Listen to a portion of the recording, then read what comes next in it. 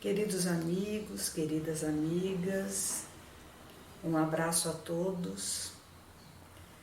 E nós vamos conversar hoje sobre o tema Servir Sempre. Esse tema nós vamos comentar através de uma passagem de Jesus, quando ele disse: bem como o Filho do Homem não veio para ser servido, mas para servir e dar sua vida em resgate de muitos. Está registrado isso em Mateus 20, 28. Então, essa passagem relatada por Mateus se passou quando Jesus, se dirigindo a Jerusalém para as comemorações da Semana da Páscoa, reunindo-se com alguns de seus discípulos e conversando com eles longamente, informou que era chegado o momento de ele ser entregue aos príncipes dos sacerdotes, ou seja, aqueles que comandavam e eram os organizadores máximos da religião judaica. Em meio a essa conversa, Jesus foi indagado por uma senhora que era mãe dos filhos de Zebedeu. E ela disse a Jesus que solicitava que um dos seus filhos sentasse à sua direita e o outro à sua esquerda no reino de Deus. O que Jesus respondeu? Que ela não sabia o que estava pedindo, que eles teriam que beber o cálice que ele iria beber. E assim mesmo, todas as decisões competia ao Pai e não a ele. Então vocês vejam, Jesus deixou claro para nós que o importante é servir. Mas para nós entendermos o que é servir, primeiro nós vamos falar um pouco do que é o trabalho. E nós, em O Livro dos Espíritos, nas questões 675 a 679, encontramos a resposta dos Espíritos nos dizendo que toda ocupação útil é trabalho, e que o homem permaneceria na infância em relação à sua inteligência se ele não trabalhasse. Então, eles nos mostram que é útil o trabalho, aquele trabalho que envolve alguma ação proveitosa, alguma ação que vá beneficiar alguém ou uma instituição. Porque muitas vezes nós realizamos uma atividade que apenas exige um preparo físico, que exige um condicionamento, mas que não envolve a nossa realização de querer, de acionar a inteligência para resolver um problema, para conhecer alguma coisa nova, para compreender alguma coisa, para resolver conflitos. Tudo isso envolve o nosso pensar. Então, esse nosso pensar, exigindo uma ação inteligente, Quando voltado para uma ação útil, os espíritos o chamam de trabalho.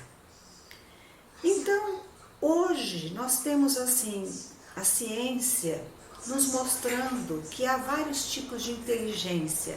A inteligência emocional, que é a mais focada, mas que nós não vamos entrar aqui. É só para salientar o quanto é importante nós acionarmos a nossa inteligência quando estamos executando algum trabalho. E para que ele seja útil, ele precisa estar destinado a uma ação importante, uma ação que gere efeitos positivos. Quando as pessoas chegavam a Chico Xavier com muitos problemas, com muitas dores, queixosas, ele dizia: minha filha, meu filho, trabalhe, sirva a Jesus até a exaustão de suas forças. Era a recomendação que ele fazia. E muitos não entendiam, porque Chico também recebia essa recomendação de Emmanuel, para que ele trabalhasse, nunca parasse de trabalhar. Porque enquanto a pessoa trabalha, ela se ocupa, ela se envolve, ela se desenvolve. Então, nós estamos aqui para esse desenvolvimento. E o trabalho, ele tem que ser útil. Agora, o servir. O tema de hoje é o servir. Então, não basta servir também, porque o servir, ele engloba o trabalho. Ele engloba algo mais que o trabalho. Ele engloba uma doação. Mas, ao servir, nós temos que ver com qual espírito de servir nós estamos imbuídos. Nós acionamos a inteligência no trabalho e no servir nós temos que ter algo a mais, em beneficiar alguém, alguma instituição, alguma ação no bem. Agora, quando a gente fala em servir a Jesus, ou melhor, com Jesus, como ele nos ensinou pelo seu exemplo, porque desde o dia que ele encarnou na Terra, todas as suas horas eram ocupadas em servir, principalmente quando ele começou a desenvolver mais ostensivamente a sua missão de nos ensinar o caminho, a verdade e a vida. Ele não parava. A cada instante ele estava nos transmitindo um ensinamento novo. Então, servir com Jesus é servir com humildade, persistência no bem, caridade, desinteresse, benevolência e um dia, quem sabe, com o amor. Esse amor que Jesus revestia todas as suas ações, todos os seus sentimentos e todos os seus pensamentos. Então, este servir com Jesus, além dele exigir que nós pensemos, acionemos a nossa inteligência, ele também exige que nós acionemos o nosso sentimento. É o sentir que nós vamos pôr em ação. Então, quando nós acionamos a inteligência e o sentimento e unimos essas duas potencialidades que temos, aí, segundo Emmanuel, nós vamos estar acionando aquelas duas asas que nos permitirá voos rumo ao nosso aprimoramento espiritual. Então, nenhum espírito ele vai evoluir se ele desenvolver só o pensamento, a inteligência. Ele precisa desenvolver o sentimento bom, o sentimento de amor ao próximo, o sentimento de desprendimento. E isso vai nos trazer aquela tranquilidade, a paz de consciência que tanto nós buscamos, mas ela precisa ser buscada, ela precisa ser acionada, ela precisa ser exercitada, porque parados nós não vamos conseguir nada, nós vamos estar num estado de ociosidade, que é o oposto de tudo isso que Jesus nos ensinou como caminho evolutivo. Agora, todo aprendizado, ele precisa ser testado para nós sabermos se realmente ocorreu, se realmente nós introjetamos aquilo que vivenciamos.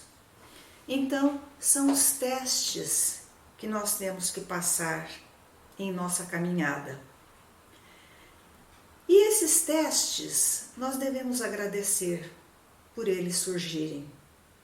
Porque uma pessoa só vai ser avaliada ou testada quando ela já tem uma bagagem consigo. Quando ela já traz, quando ela já acumulou algum aprendizado em seu espírito. Antes disso, ela precisa aprender. Mas quando chega o momento do teste, é sinal que ela já tem algo que ela já aprendeu. Só precisa saber se realmente aprendeu da forma correta e que se esse aprendizado vai ficar como uma aquisição para o seu espírito. E aí, quando nós falamos em testes de aprendizado, nós lembramos do romance 50 anos depois. Um romance psicografado por Francisco Cândido Xavier pelo espírito Emmanuel. É um romance que conta a história de uma personagem chamada Célia. Ela era filha de romanos, então ela teve toda aquela educação romana de preservação da moral, dos valores familiares, da integridade da patrícia romana, e ela foi envolvida numa trama caluniosa muito grande quando ela apenas tinha 18 anos. E em função disso, o seu pai, que era muito zeloso dos valores romanos, expulsou-a de casa. E ela saiu pelo mundo sem a menor experiência, sem nunca ter se distanciado do lar, e foi viver experiências que lhe trouxeram muita amargura, muitas tristezas, até que em um dado momento, orientada por um senhor cristão, porque Célia era cristã, ela tomou o aspecto de um homem vestindo-se como um religioso e passou a chamar-se Irmão Marinho. Isso depois de muitas lutas. E ela acabou indo parar em Alexandria, em um mosteiro, onde ela foi recebida como filho desse primeiro irmão Marinho que ajudou a construir aquele mosteiro. Mas estando ali, ela começou a incomodar os dirigentes daquele mosteiro que só viam na religião o lucro. E de repente ela se viu envolvida numa trama também caluniosa e ela foi expulsa do mosteiro. Aí ela pediu para morar num horto, ali aos arredores desse mosteiro, e ela começou a cultivar frutas, hortaliças, animais, e ela oferecia, vendia até para o mosteiro para poder sobreviver, essas frutas, verduras, hortaliças, leite, e assim ela abastecia aqueles religiosos que estavam ali dentro. Agora, em nenhum momento Célia reclamava ou achava que aquilo ela não merecia. Ela sempre estava à disposição e cultivava e fazia todas as suas atividades com muito amor, com muita dedicação.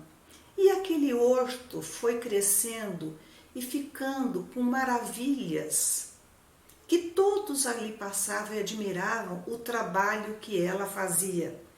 E não só de cultivar a terra, mas ela resolveu ensinar as primeiras letras e o Evangelho de Jesus às crianças que ali estavam. Mas quando ela se recolhia na sua choupana e ela sentia solidão, ela sentia saudades da família, ela chorava e orava. E aí, numa das vezes, surgiu a figura do seu avô paterno, que já havia desencarnado e se tornara cristão nos últimos momentos da sua existência física. E chegando a ela, ele disse o seguinte: filha, não cogites senão bem cumprir os desígnios do Senhor a teu respeito. Se a sua justiça sublime determinou a tua marcha pelos carreios da calúnia e do sacrifício, é que esta estrada conviria mais ao teu aperfeiçoamento e às fórmulas de trabalho que lhe competem. Abençoo a tua dor, porque a tua renúncia é grande e meritória aos olhos de Deus. Então vejam, os espíritos superiores não nos retiram o trabalho, o serviço, o servir que nos compete realizar.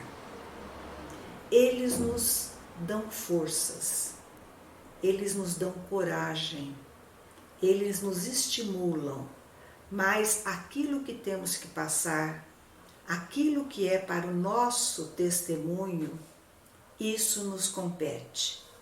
E nós devemos agradecer